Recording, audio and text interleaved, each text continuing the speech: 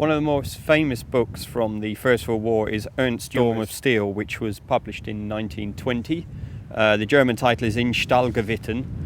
And Ernst Jünger served throughout the war. He joined up in 1914 and served for 4 years with the 73rd Hanoverian Regiment. And we're here now in Langemarck Cemetery, which is the place of quite a few of the incidents towards the end of the book. This is one of the more famous cemeteries, larger cemeteries of German soldiers.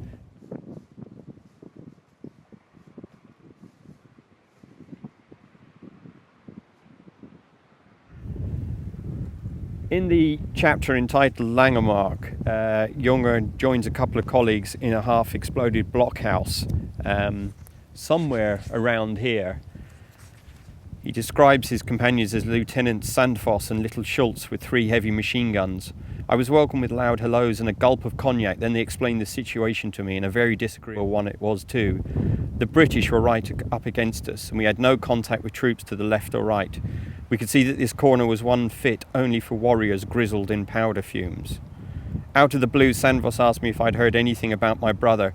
The reader may imagine my consternation when I learned that he'd taken part in the night attack and had been reported. Dearest to my heart, a feeling of appalling, irreplaceable loss opened up in front of me. Jünger then describes going and finding his brother in a nearby clearing station and seeing him. He actually survives.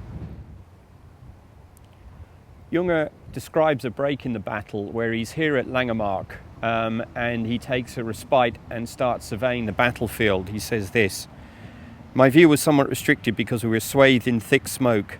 The shelling grew more imposing by the minute and soon reached the climactic stage that was so thrilling as to produce an almost amused indifference.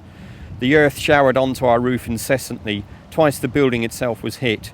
Incendiaries threw up heavy milk-white clouds out of which fiery streaks dribbled to the ground."